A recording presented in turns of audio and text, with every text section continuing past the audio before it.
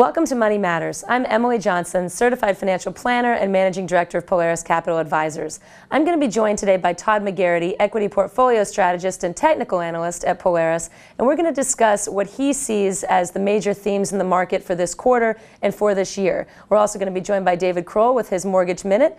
If you will stay with us, we'll be back here in just a minute, first with David Kroll, and then we'll be joined by Todd McGarity to discuss the major themes that we see in the market and his analysis on where we're going to be going. Please join us back in just a minute. I'm Emily Johnson, and this is Money Matters.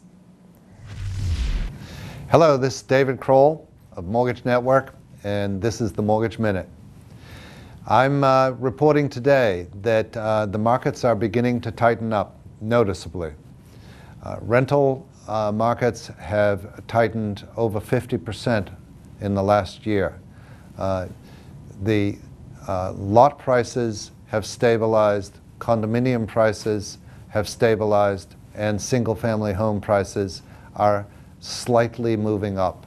So we're in a very, very nice position at the moment, an all-time low in rates, and the inventory of property is finally stabilized or tightening. Now is the time to make the move, and if you're not one of the movers, now is the time for you to call one of your dear friends who has wanted to move to Hilton Head and tell them that now's the time. Thank you very much for listening.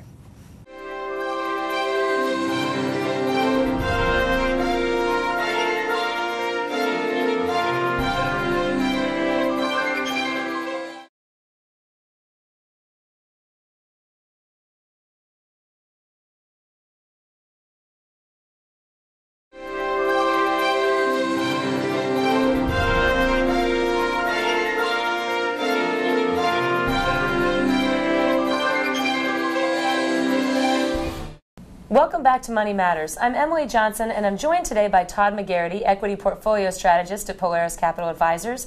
And Todd is also a market technician, and that's a term that we hear thrown around a lot these days. Tell me first what a market technician is. Well, a market technician is the term they use to refer to somebody who uses technical analysis in their research of stocks. We do a combination of both, the fundamental and the technical. But technical essentially uses trading prices, historical prices, and what we call moving averages, meaning the two biggest are the 200-day and the 50-day moving average, which we'll talk about a little later. But okay, so these are the charts that we see all the time on exactly. CNBC and just in the Wall Street Journal. Those are the types of charts that you look at to determine where you feel the market is going to move. Exactly, and it determines a host of things, but primarily what it determines is what we call the relative strength of a stock, how well it trades versus the market, and where there are supply and demand issues for that particular stock. Okay, so. And that is different from fundamental analysis, which is looking more at the company balance sheet, the price to earnings, exactly, that type all the things that we normally hear about in fundamental analysis. Is the stock cheap relative to its peer group? Does it does it trade at relative value versus its peer group? Earnings going forward, projections, and things along those lines. We like to combine both of those because if both of those align correctly, then you've got a great chance. Comprehensive analysis. Sure, for sure. You got a much better chance of success. And I think that there's been a lot of talk recently that fundamental analysis is not so much thrown out the window, but certainly we've seen the market move, and especially last year. This year's looking to be a little bit more tame, hopefully. Right. But we've heard people say that fundamental analysis is somewhat. At least the market doesn't seem to be moving based on fundamentals the way that it has historically, and that market technical analysis has become much more important. Everybody's a technician. Well, and that's because fundamental analysis really involves, a stock can stay cheap for a long time depending on macro events that might influence the overall market. Even if the company is doing well. That's exactly right.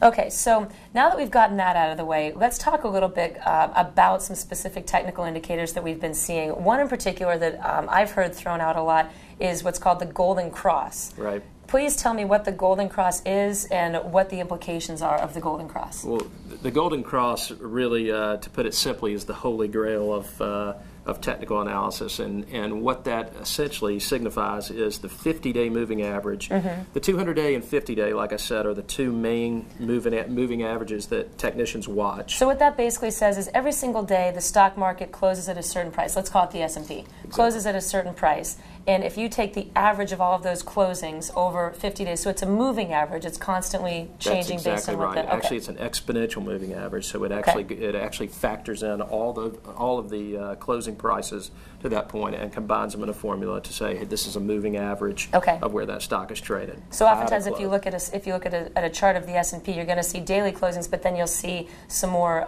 smoothed out lines on top of that. That's going to be your 50-day moving average and your 200-day moving average. Exactly. Okay. Exactly. 200-day moving average is by many market technicians is essentially the barometer of how a particular stock is trading strength-wise. Okay. Now, there's supply and demand, where a stock might base, at a higher level or a lower level. There's supply and demand, factors that go into that, not just the moving averages, but those are trends that can tell you that with great accuracy as to how that stock is going to trade in the coming months. Okay. So what exactly is what is the impact or what are the implications of the 50-day? The golden cross, like we just talked about, really is referring to a 50-day moving average moving up through a 200-day moving average. Okay. Meaning a stock or the market itself has been in decline where the 50-day moving average is now below the long-term moving average of the 200-day. Okay. Generally, what happens when a stock or if you're looking at it versus the S&P, if the S&P has bottomed out for a long time and the 200-day moving average is now flat, starting to move up, now the 50-day moving average, if you see some near-term strength where it breaks above that 200-day moving average near-term, generally when the 50-day crosses that 200-day moving average, it's viewed as very bullish. And the accuracy so you're getting some momentum short-term. Exactly. Okay. The accuracy of that golden cross, the reason it's the holy grail, so to speak, is the accuracy is very high. It's about 88%, I believe. Really? That it trades higher within the next 6 months after a golden cross happens. Okay. This one, I know we had talked about this a little bit before. Seems to lack a little bit of it seems to confidence. Exactly. It lacks confidence with a lot of market technicians because they like to see, whenever this golden cross happens, they like to see a rising or a flattening 200-day moving average. To show that long-term we feel that the market is also starting to trend up, not just short-term, exactly. but that we're really seeing a bottoming. And right. Okay. That way you're getting really a confirmation of a longer-term uptrend. What we've seen here lately, and really because we had, as you know, the third and fourth quarter due to macro issues, we had Greece, Italy, we Portugal. had a pretty harsh sell-off. For a while we couldn't get an up day really for a long time, and after the first quarter, it seems like we can't get a down day now. So that can play some havoc with some of the charts on the short term. That's why with this 50-day moving above this current 200-day, the 200-day, this golden cross lacks a little conviction among a lot of the market technicians because the 200-day is still declining. So we've had a short-term spike after January's run above this 200-day, but we do still have a declining 200-day moving average. Which so given that the fact that this that the golden cross is lacking confidence, what other factors are you looking at to sort of drive your decision making? Because it's difficult to position a portfolio, I would assume, if if you're not necessarily feeling the momentum behind that longer term trend. Well, what we're looking at generally, if you look at stocks that trade within certain industry groups, what we usually look at is what is the relative strength of that particular sector. We talked a lot, last in the third and fourth quarter, really. I know we talked a lot on this show about the financials. We were pretty bullish on the financials in the third and fourth quarter. Well, in the first quarter of this year, that has turned out to be, a good move. We've had a big move in the XLF, which is the financial sector Good things come ETF. to those who wait. Right. It was a really tough third and fourth quarter being bullish financials, but we were seeing a bottoming process and some of the valuations were ridiculous. And the rationale for that was that financials typically do lead the economy out of recessions. That's exactly right. Just like they led the market down in June, I believe, or May or June of last year. They led us into a pretty steep decline going into the end of the year. They're starting to lead us out of that. So the 200-day moving average, declining or still moving down the way it is, Doesn't bother me as much because I think the macro picture has a lot to do with that, and the severity of the moves that we saw in the third and fourth quarter, where we had 300-point up days, 500-point down days. The volatility in there has really was really influencing a lot of those charts. What would be the implication, though, if we did see, you know, let's say something happen in Greece or something happen with Iran, et cetera, some of the things that are still lingering out there, and you saw that 50-day dip back down below the 200? Would that be? Well, I think that would definitely be a negative development for sure. So, and a lot of people were watching that 50 and 200-day moving average pretty close. We're now hitting up against resistance in the S&P. And I know we'll talk about this going forward, but it's probably prudent now to maybe pull some of that money off, even specifically in the financials where we were overweight, to maybe go to a neutral weighting and maybe build some cash from your overall portfolio. Okay. Given the fact that the S&P is hitting longer-term resistance. So actually, let's take a stop there and let's come back and talk about what that means and a couple other ideas that you have coming into this first quarter. Sure. So we'll be right back in just a minute. I'm Emily Johnson, joined by Todd McGarity. This is Money Matters. We'll see you in just a minute.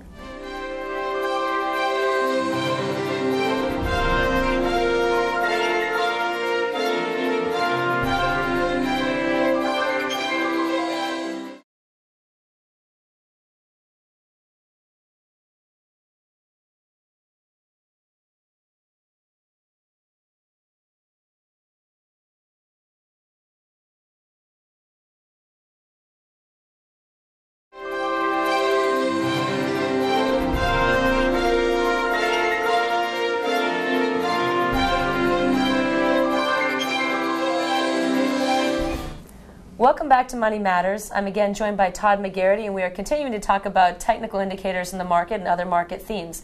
So when we left you just a second ago, we were talking about how now might be a reasonable time to start taking some profits, start taking some, some of your positions off. Why do you feel that way? Well, I mean, not necessarily taking them off, but maybe lightening up a lot of the positions, specifically in the overweight sectors that lightening up your we equity were concentrating positions. on. That's what we're doing. We're lightening up a little bit in the financials because we've had such a strong move in the first month of this year. I think they're due for some pullback and consolidation. So over the last week, we've been lightening up some of those positions in the big banks and also the big brokerages. And you were also saying that you feel that we're hitting somewhat of a resistance level? Sure. If you look at a longer-term chart and you go to a 3 to a 5 year chart in the S&P 500, you can see we're bumping right up here at 1350 to 1370, which is longer-term resistance. And that was actually the high I believe we hit May of last year. Right, so, before we started trading in that range of 1200 to 1250. Exactly. So you can see that we've rallied into this, and now you have a little bit of overhead supply at that level at 1350 to 1370. So it's prudent to pull back here, I believe, and build a little bit of cash. We're looking at some other themes I know we're going to talk about, but I think at this point it's probably prudent to pull some of those. Nothing wrong with cash right now. Exactly. Yeah, so there's going to be another opportunity. There always is. So let's talk about some of the other opportunities. I know one of your other major themes is treasuries. Tell me a little bit about that. Right. Well, we've had this talk for a while about treasuries and our belief that it's inevitable rates will move up for one reason or another. I'm thinking that, we talked about before with all the foreign, issues that we've got with Greece and all the foreign governments, the European, crisis. That has continued to, it's almost not even at crisis level anymore. The crisis is maintained, but the conversations But what we've seen is not only the Fed, pumping money in to keep rates low and pledging to keep rates low here in the U.S., but we've seen a little bit of a fear trade also from the contagion in Europe for people looking to hide money. We're the best of the worst, if you will. That's whatever. Exactly right. So a lot of that money is flooded into treasuries, which we continue to believe. And we talked about that being kind of the negative, maybe that makes rates rise here, where our fiscal, our fiscal problems here start to come, to the forefront given the election, going on. That will make rise. And we also talked about the good possibility, right? Of hey, we're starting to see an improving economy, we're starting to see an improving job market, earnings are looking a little bit better, and that in itself will make rates rise. So any inflationary push is going to make rates move up. So I think right now one of our big themes going forward for this year is to be short treasuries. We really feel like rates are going to rise, and or compressed artificially and from a fear trade. So, you know, Explain our biggest the fear trade a little bit, because I'm not sure. Well, the fear trade, meaning we've had so much volatility in the third and fourth quarter, like I said, due to the European crisis, that people are looking to hide money in really anywhere. Right. And for a while, they just weren't comfortable enough. Even the CDs at 0.12% are looking good. Exactly. So people were just not comfortable enough to own stocks with all that volatility. So I think what we saw was a mad rush to treasuries, in the second half of last year. You're starting to see a bottoming process happening in a lot of the rates, the 10-year rates, 20-year and 30-year treasury durations. We're starting to see some flattening out of that. So I believe what you're going to see in the more likely scenario now, thank goodness, is the good economy scenario, where we start to see a gradual improvement in the U.S. economy. And that promotes, bigger job growth, promotes a little bit of inflationary pressure, and the Fed is on watch to start raising rates to maybe cool off the economy a little bit. So I think it is a more likely scenario. Therefore, that's our biggest theme for going forward. Is we feel like that is the least amount of risk with the most amount of upside, is to short that treasury. Isn't it fair to say that the Fed will probably be relatively slow to act because the economy, or because the recovery that we've had has been so slow? I mean, I think that the expectations were that last year was going to be a much stronger and healthier year than it actually turned out to be, and we're just seeing inklings here and there. Well, I think what you had happened really, and I think we would have had a lot stronger growth had it not been for the Greek, the crisis in Greece, and you're seeing it in the forefront of the news now, the austerity packages that are trying to get passed over there. I do believe that Europe is probably a little stronger than people think. There are some pockets that are pretty poor, and everybody knows that that Greece's balance sheet was pretty laughable. So they're really they're making some deals to stay in the Eurozone. I'm not sure that that's going to happen, but I think the rest of the Eurozone, and you've seen it in bond rates. You've seen a lot of these rates that spiked up given the Greek crisis. A lot of those rates are starting to come down now. So you're getting a little more confidence in the Eurozone as a whole, and I think that's going to build a stronger economy here. Tell me a little bit about volatility, too. I know that, I'm not sure you could call that a theme, but I know that that's something else that you look at quite a bit, is market volatility, and obviously it's come down a lot from where we were looking at, as we were just talking about earlier today. Last year it was very common to see 500-point, 300-point moves in the market. Now, your average day is maybe 10. 30, sort of getting back to early 2000s. I believe it was the day before or yesterday that the market had dropped 97 points. That's a big day. That was the biggest drop we've had in 2012 to this point. You almost feel like you're getting lulled into a false sense of confidence at this point. I mean, talk about extremes. I mean, the third and fourth quarter of last year, we had massive swings in the market. 300 to 500 points in a day was not uncommon, and that scared a lot of people. At that point, the VIX, which is the index that measures volatility, was skyrocketed. Also called our fear index. Exactly, and that's what that kind of, we use the VIX sometimes, and right now that is one of our has been one of our purchases this last couple of weeks. We started to assume that volatility is going to start going back up again, because the reality is that our problems have not ceased. We still have the same problems in Europe that we had before. We now have yet another situation with Iran. We're also in the middle of a presidential election. You would have to assume that volatility, this false confidence that we have, eventually we're going to be woken up from it at some point. Not necessarily that it's negative. Well, we've been somewhat vulnerable to headline risk, and at this point you've actually had a quiet, period through January, through earnings of U.S. companies that I think came out in general a little bit better than people thought. Right. So we are starting to gradually improve, but we are still vulnerable to some headline risk, and because volatility had spiked so high and is now almost gone to the other extreme, it's a good way to buy protection on your portfolio. So we've taken some money off the table. We've bought a little bit of the VIX index, or bought a little volatility as protection for positions that we're holding longer term. That was a really good point you made about earnings reports as well. I mean, there were a lot of positive earnings reports. I don't know what the final number was, but I think it was 65 to 70% of companies actually reported that they beat their earnings expectations. But what's so interesting about that is that they didn't necessarily state their expectations as continuing to increase for the next quarter. I think that there's a lot of CEOs out there who are also looking at this economy and saying, well, I'm glad that we're starting to see gradual increases, but longer term, there's still a lot of there's a lot of gray area out there. Well, I think in general, and this has always been the case, in general, when you see macro concerns out there, it's easy for a CEO to cite macro concerns as a way to maybe guide estimates down. Right. Obviously, so they can beat again. Good sure, point. absolutely. You know, obviously you want to bring expectations, you know, way down because you want to, you know, you want to underpromise and overdeliver, and that is what makes a great CEO. So I think a lot of times what we've seen, even though their vision is a little less confident than it might be in a normal economy, I think, you know, some of that is due to some very legitimate macro concerns, but they're also pushing down estimates a little bit, I think, going forward for this year. I think in general they see an improving situation for sure. I do feel like this year is repeating last year. A lot of what we're seeing happening now is very similar to what we saw last year, and frankly, even in 2009. So, just as a quick part, what do you see? And I'm sorry to give you this question last, but how do you feel that this year is going to be different from last year when we're seeing a lot of the same themes and trends happening? I think this year already has started different in the fact that I believe this year is going to be a very big year for the financials. I think you're going to see rates move up, which is, we talked about being short treasuries. I think you're going to see a gradually improving economy. Maybe in the second half, some of that cash come off the sidelines that's been sitting there out of fear. And I think in the second half, you might have a little more volatility surrounding the election and you know, who the front runner is at that point. But I think overall, you're going to see rates start to gradually move up. I think you're going to see an improving economy. I think you're going to see lower volatility, not extremely low, because we still have headline risk there.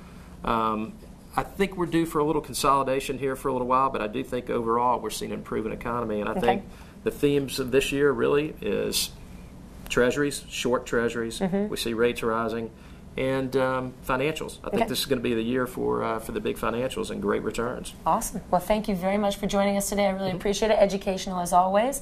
Please join us again next week. Please check out our Facebook page. Send us emails with any ideas you have for future shows. We look forward to seeing you again next week. This has been Money Matters. Have a wonderful week.